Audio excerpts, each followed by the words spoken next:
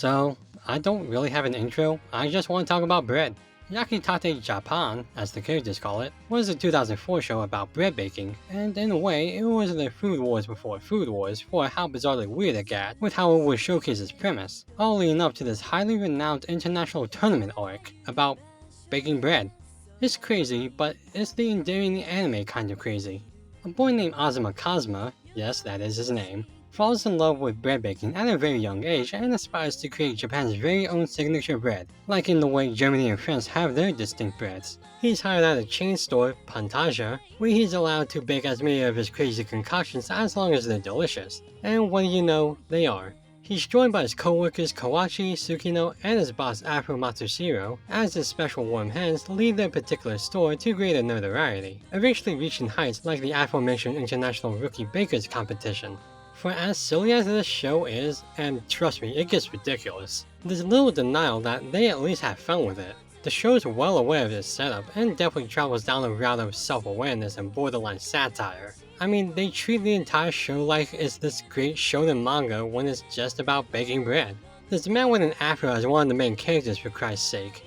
And I gotta say, I love this idea. The anime is like the One Punch Man of cooking shows, giving itself much flair and impact to such a mundane idea that it's hard to really hate it. One of the earliest episodes point towards the death of Azuma's relative, but then when he presents a bread that transcends taste that it almost sends you to the afterlife, which is funny enough, it calls back to that death, and it was just a fake out. That's kind of clever while also redirecting the tone of a solemn thought rebounded by the over-exaggerated reaction to goddamn bread. And I'm making this sound complicated, but I really do like this setup. It's charming enough with Azuma's idiocy, but then you watch this one recurring joke who gets more and more desperate to eat his bread as episodes go on. I'm sorry, that's damn funny.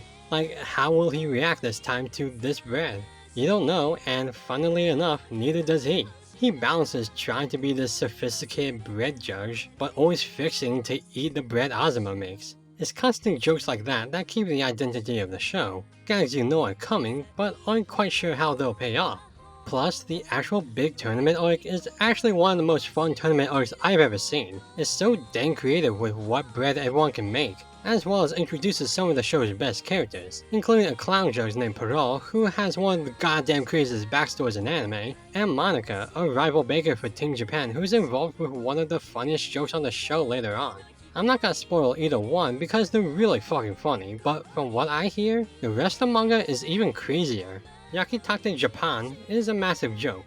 It's right there in the name. The word pan is Japanese for bread, as in Japan, and it's a 69 episode long bread venture that I can't for the life of me dislike. The animation's not the best, some of the jokes aren't translated well, and it's not particularly character driven, but it's funny as hell. My guess is that its niche setup and its poorly aged animation drives people away, but if you look past those and really start getting into what this world entails, as in bread baking is a sport, then you'd be impressed with how much you can really enjoy this seemingly dumb story about a seemingly dumb boy with a knack for warming dough and warming hearts through the power of breadgasms.